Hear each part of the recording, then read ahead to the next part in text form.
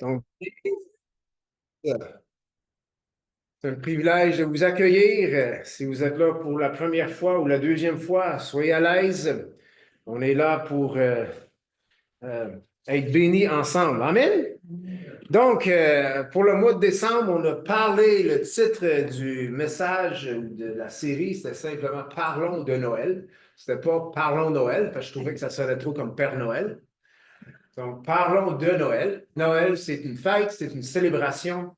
Et comme on a vu dans les dernières semaines, l'Église avait le choix, l'Église dans l'histoire avait le choix vers les années 300 de soit écraser des fêtes païennes ou les transformer. Et donc, il y avait une fête autour du 20 décembre, fête des Lumières ou je ne sais pas trop quoi dans le monde païen et l'Église a choisi de transformer cette fête et décider de célébrer la naissance de Jésus le 25 décembre. Bon, c'est correct, on a le droit. Amen? Amen. On a la puissance. Amen? Donc, c'est ça. Donc, c'est correct de célébrer Noël. Amen? Amen. Célébrer la venue de Jésus, la naissance du Sauveur. Et c'est vraiment vrai, Jésus est né. Amen? Il est vraiment né. Et le ciel l'a reconnu, la terre l'a reconnu, les démons l'ont reconnu, tout le monde l'a reconnu et nous, on le reconnaît aujourd'hui. Jésus est réellement né. Donc, on apprécie cette fête. C'est aussi un moment qui peut être difficile pour certaines personnes parce que la solitude peut vraiment être présente dans les temps de Noël ou des fêtes, comme dit ce monde. C'est bon d'être là pour les gens qui sont seuls. Amen. Les accueillir peut-être autour d'un souper pendant le temps de Noël et simplement leur partager, oui, l'essence de Noël, qui est de se donner les uns pour les autres. Amen. Donc, on a vu un peu dans les dernières semaines des faussetés autour euh, l'histoire ou les mœurs de Noël ou les histoires qu'on peut entendre, comme les rois mages ne sont pas dans la crèche, mais sont quand même venus. Amen. C'est correct si tu as une crèche et tu veux les mettre dans la crèche, mais c'est juste bon de savoir qu'ils n'étaient pas là la nuit de Noël, ils sont venus plus tard à la maison, c'est ce que dit la Bible. Et, mais là, ce matin, on va regarder ce qu'on sait vraiment, ce qui s'est passé en ce nuit de Noël. Amen? Donc, c'est positif. Positif. Et on a aussi vu que Jésus n'est pas né en l'an 0, il est probablement né vers -6 de notre ère. Ça veut dire que tous nos certificats de naissance, c'est pas 1942 ou 1972 ou 1984. C'est plus ou -6 ans, mais pas grave. Nos certificats sont pas pareils. C'est juste, monsieur qui a établi la date de Noël s'est trompé de 6 ans. C'est tout. C'est pas plus grave que ça. C'est des faits dans l'histoire. Mais ce matin, on va regarder qu'est-ce qu'on sait vraiment sur la fête de Noël. Et pour ce, on va aller dans Luc chapitre 2 et on va lire, ce ne sera pas à l'écran, les versets individuels vont être à l'écran quand je les cite, mais on va lire le passage de Luc 2, verset 1 et jusqu'au verset 20. Là-dedans, il y a toutes sortes de choses qu'on sait parce que les Écritures le disent, se sont passées lors de la naissance de Jésus. En ce temps-là, Luc 2.1, parut un édit de César Auguste ordonnant un recensement de toute la terre connue à l'époque. Ce recensement eut lieu pendant que Quirinius était gouverneur de Syrie. Tous allaient se faire inscrire, chacun dans sa ville. Joseph aussi monta de la Galilée, de la ville de Nazareth, pour se rendre en Judée, dans la ville de David, appelée Bethléem, parce qu'il était de la maison de la famille de David, afin de se faire inscrire avec Marie, sa fiancée, qui était enceinte. Pendant qu'ils étaient là, le temps où Marie devait accoucher arriva, et elle enfanta son fils premier-né. Elle l'emmaillota et le coucha dans une crèche parce qu'il n'y avait pas de place pour eux dans l'hôtellerie. Il y avait dans cette même contrée des bergers qui passaient dans les champs les veilles de la nuit pour garder leurs troupeaux. Et voici un ange du Seigneur leur apparut, et la gloire du Seigneur resplendit autour d'eux. Ils furent saisis d'une grande frayeur. Mais l'ange leur dit, ne craignez point, car je vous annonce une bonne nouvelle qui sera pour tout le peuple un sujet ou le sujet d'une grande joie. C'est qu'aujourd'hui, dans la ville de David, il vous est né un Sauveur qui est le Christ, le Seigneur. Et voici à quel signe vous le reconnaîtrez. Vous trouverez un enfant emmailloté et couché dans une crèche. Et soudain, il se joignit à l'ange une multitude de l'armée céleste, louant Dieu et disant, gloire à Dieu dans les lieux très hauts, et paix sur la terre parmi les hommes qu'il agrée. Lorsque les anges eurent quitté pour retourner au ciel, les bergers se dirent les uns aux autres, allons jusqu'à Bethléem et voyons ce qui est arrivé, ce que le Seigneur nous a fait connaître. Ils y allèrent en hâte et ils trouvèrent Marie et Joseph et le petit enfant couchés dans la crèche. Après l'avoir vu, ils racontèrent ce qui leur avait été dit au sujet de ce petit enfant. Tous ceux qui les entendirent furent dans l'étonnement de ce que leur disaient les bergers. Marie gardait toutes ces choses et les repassait dans son cœur.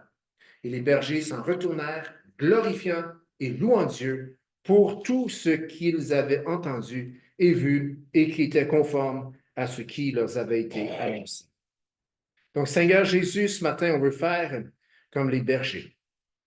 On veut glorifier et louer Dieu pour ce que nous avons entendu, pour cette histoire, ce fait historique de ta venue dans le monde, de ta naissance en tant qu'humain. Seigneur, merci. Et c'est dans ton beau nom, Jésus, qu'on a prié. Que tout le monde peut dire Amen. Qu'est-ce qui s'est réellement passé? Qu'est-ce qu'on sait qui s'est réellement produit la nuit de Noël, ou ce temps où Jésus est né? Une chose qu'on voit, et c'est très clair, et ce n'est pas la première fois que c'est arrivé dans l'histoire humaine, mais on voit la souveraineté de Dieu dans le fait suivant, c'est que Dieu s'est servi d'autorité séculière, incrédule, pour accomplir son plan. Luc 2, 4 nous dit que Joseph aussi monta de la Galilée, de la ville de Nazareth, pour se rendre en Judée, dans la ville de David, appelée Bethléem. Pourquoi? Parce qu'il était de la maison de la famille de David. Pourquoi est-ce que Joseph s'est déplacé? C'est parce qu'il y avait un édit de César, un recensement de toute la terre qu'on voit dans Luc 2.1.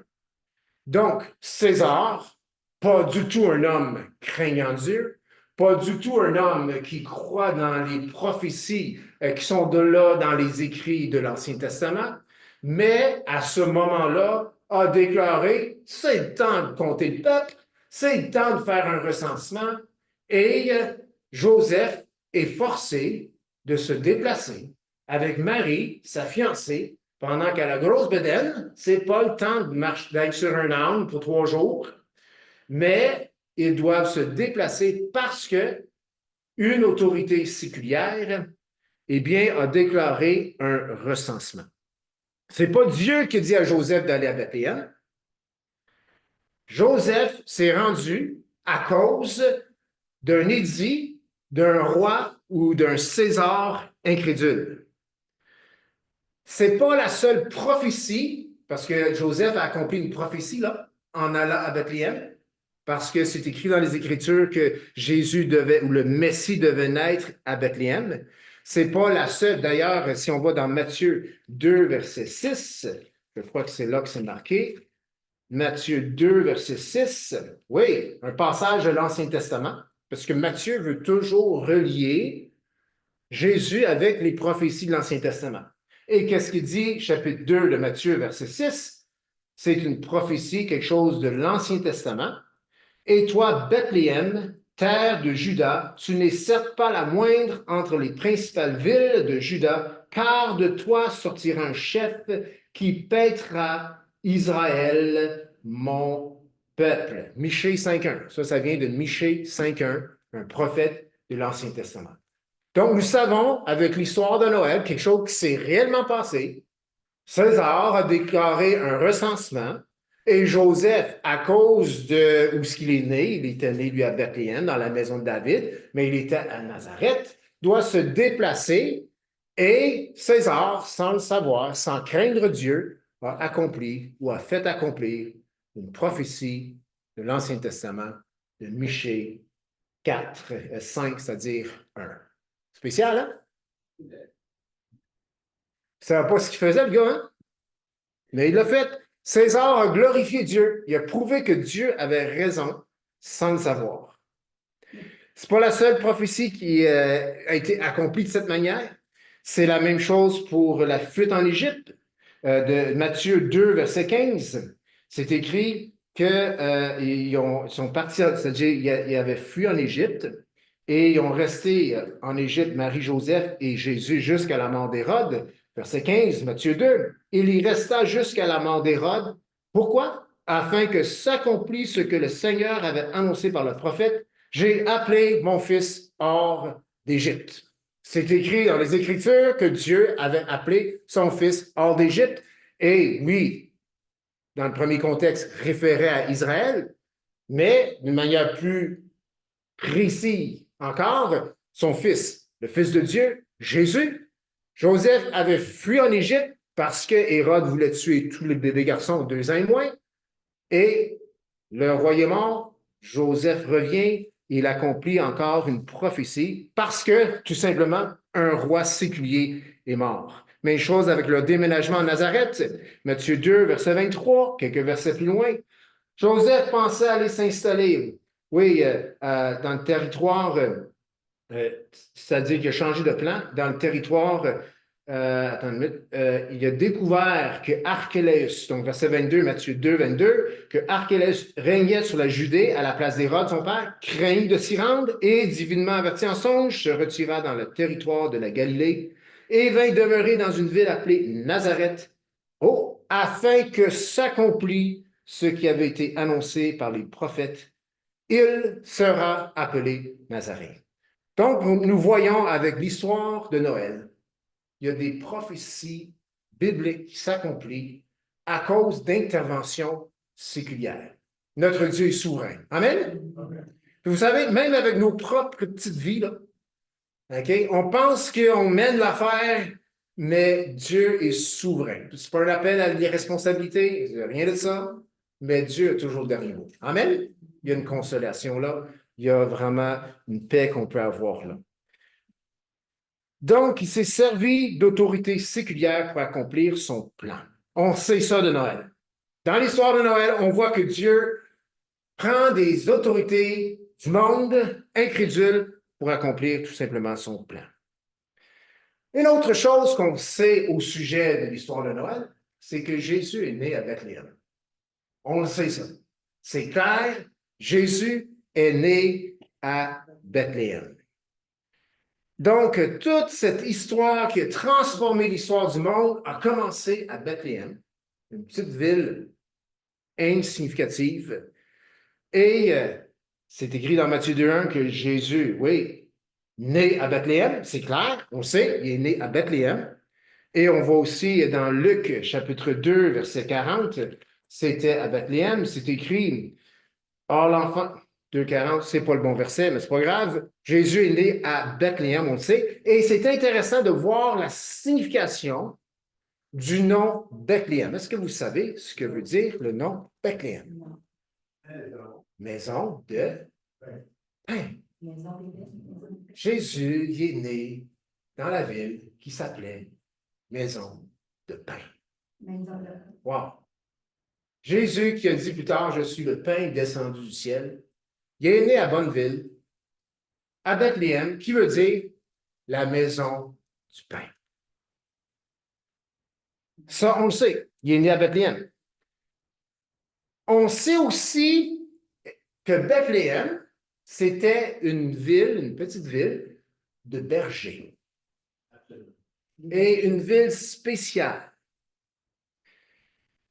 C'était un endroit où les bergers élevaient les brebis pour le temple. Pas n'importe quelle brebis, les brebis pour le temple. Cela veut aussi dire que les bergers qui étaient là à Bethléem, ce n'étaient pas n'importe quel berger. parce qu'eux autres s'occupaient d'élever les brebis destinées au temple, destinées pour les sacrifices. Étant donné leur travail, ils étaient très limités dans leur participation au culte, okay? Parce qu'à cause de leur travail, ils touchaient des choses que quelqu'un, un prêtre, ne pouvait pas toucher. Donc, à cause de certaines lois, pas morales, mais de purification, et ainsi de suite, ça leur privait de certains droits de participation au temple. Mais ces hommes, ces bergers, eh bien, c'était pas n'importe quel berger. C'était des bergers très familiers avec l'Ancien Testament et ils étaient aussi éduqués dans la loi de Moïse. Pourquoi? Parce qu'ils avaient aussi des compétences spéciales qui leur permettaient de garder, d'identifier les brebis sans tache. Spécial, hein? Spécial. Leur job, c'était d'identifier les brebis et de garder les brebis sans tache, les garder sans tache. Et ils étaient les premiers à aller voir Jésus dans la crèche ou dans le berceau, peu importe. Le mot qui est là, c'est crèche. On va regarder ça dans quelques minutes. Donc, ceux qui identifiaient les brebis pures et sans tache destinées au temple, c'étaient les premiers à identifier la brebis, l'agneau de Dieu venu pour les péchés du monde. Il n'y a pas de coïncidence avec Dieu. Les anges ont été vers les bonnes personnes. Ils l'ont annoncé aux bergers. Pas n'importe quel berger, les bergers qui s'occupaient d'identifier les brebis sans tache et sans tache dans tous les sens. Très intéressant. OK. Il y a un mot dans Luc, un mot précis, et le mot c'est emmailloté. Pourquoi est-ce qu'on nous dit cette précision que Jésus a été emmailloté et mis dans une crèche? Bon, premièrement, crèche, c'est plutôt un mangeoire, OK? C'est probablement pas comme la crèche qu'on voit dans nos petites crèches qu'on peut mettre pour Noël, mais il a été mis dans un mangeoire, probablement plus un mangeoire forgé dans le roc ou dans une autre forme de pierre. Donc, et il se pourrait aussi que mangeoir ou crèche, peu importe le mot qui est là dans le Nouveau Testament, eh bien, soit aussi faire référence à une tour. D'ailleurs, si on va dans Michée 4.8, quelque chose quand même de très précis qui est là, Michée 4.8 dit « Et toi, tour du troupeau, colline de la fille de Sion, à toi arrivera l'ancienne domination, le royaume de la fille de Jérusalem. » Donc, ici, il y a une prophétie de la venue du Messie, et ça parle du tour ou le tour du troupeau. Donc, on dit dans une crèche, mais selon certains érudits, c'est peut-être aussi, on fait référence à l'endroit où les brebis pour le temple naissent. Et c'est de cette tour-là que parle Michée. Et donc, ça se pourrait que ce soit une tour, la tour des brebis où naissaient les brebis. Et donc, dans la tour où naissaient les brebis, ce qui se passait, c'est quand la brebis, elle était née, les bergers étaient là, puis ils identifiaient si la brebis, elle était sans tache ou non, et devinez qu'est-ce qu'ils faisaient avec les brebis sans tache? Ils les emmaillotaient. Ils les emmaillotaient. Donc, pour nous, l'emmailloter, ben, bébé, il ne fallait pas qu'il y ait froid. Hein? Nous, on a ça pour nos petits bébés. Là, on vient de l'acheter un pour le petit-fils. Là. Hein, avec le zip, là, pour qu'il peut juste ce petit nez qui sort du trou là, pour sortir l'hiver à moins 25. Là. Je ne sais pas comment on appelle ça. Là. Mais c'est ça, ils ne sont pas donnés. Là. En tout cas, c'est très pratique. Et donc, nous, emmaillotés, c'est parce que Jésus, il ne fallait pas qu'il ait froid, les parents étaient très responsables. Non, non, non. Ils emmaillotaient les brebis sans tache, ces brebis destinées pour le sacrifice. Ils les emmaillotaient. Donc, les bergers arrivent, ils ont entendu l'annonce des anges, ils arrivent dans la crèche ou l'endroit où Jésus est né, et qu'est-ce qu'ils voient? Ils voient ce que l'ange a dit. Vous trouverez un enfant emmailloté. Donc, pour les bergers, ils regardent cela. Ce n'est pas pour rien qu'ils s'en vont dans la joie, dans la célébration, louant Dieu. Ils viennent de voir l'agneau de Dieu, le vrai, sans tache, venir dans le monde. Eux autres savaient qui était là. Ce n'était pas des hommes, n'importe qui, c'était des bergers qui savaient, un, par le travail, deux, par l'annonce des anges. Donc,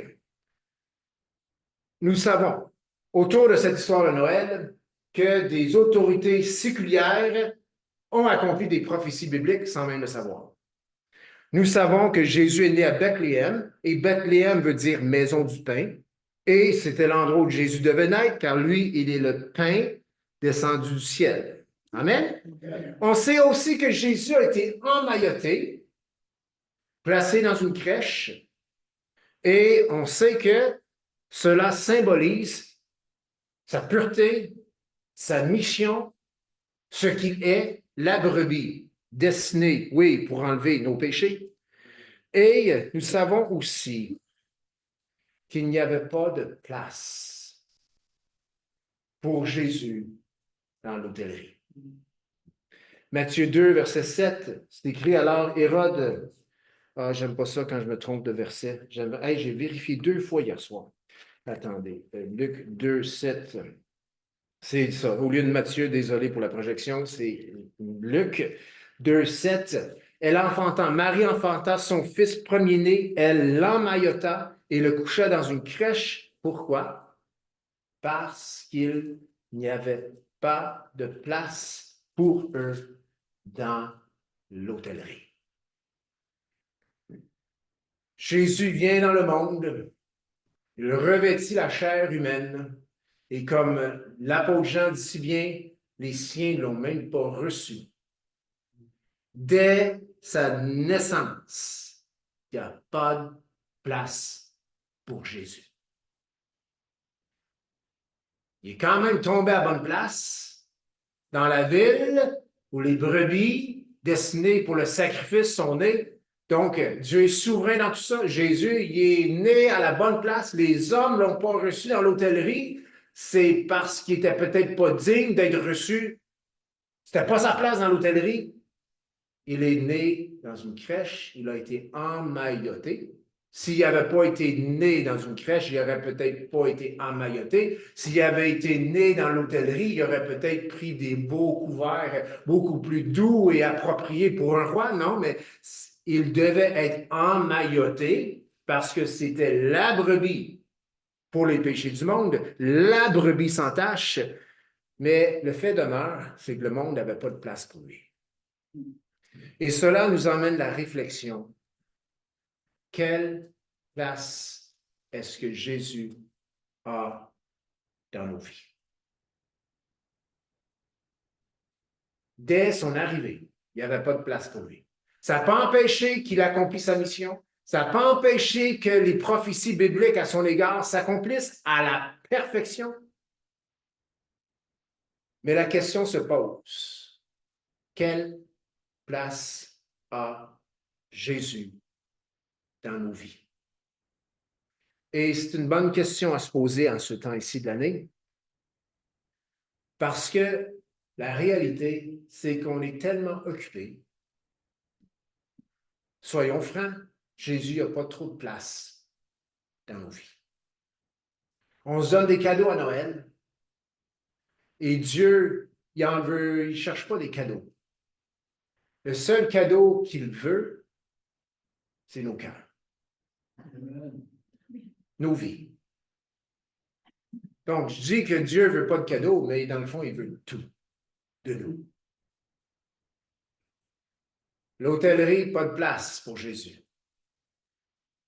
le cœur de l'homme, il y a de la place pour Jésus si l'homme lui en accorde. Donc, j'aimerais inviter tous et chacun ce matin de faire de la place pour Jésus dans nos vies.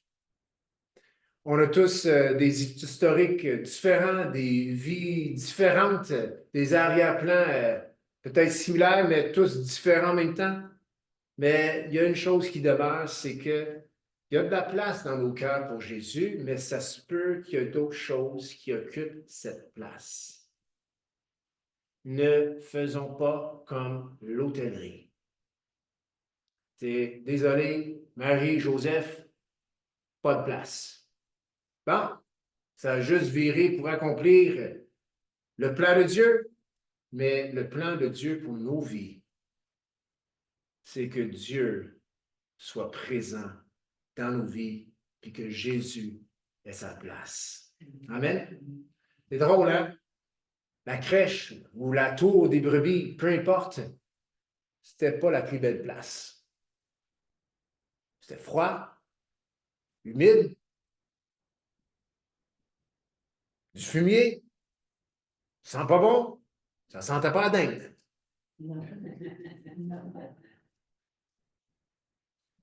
C'était pas une belle place, mais c'était la bonne place. Nos cœurs, c'est pas des beaux endroits non plus. Jésus dit que du cœur de l'homme vient les méchancetés, les mensonges, les calomnies, les adultères, les meurtres, toutes ces choses-là viennent du cœur. Pas une belle place. Mais c'est là que Dieu veut y aller. C'est là que Jésus veut y aller. Il ne dit pas, nettoie ton cœur pour que je vienne inspecter pour voir si je veux y habiter. Non. Il dit, laisse-moi entrer dans ta vie. Laisse-moi rentrer. Ouvre tout simplement la porte. Accueille-moi tout simplement.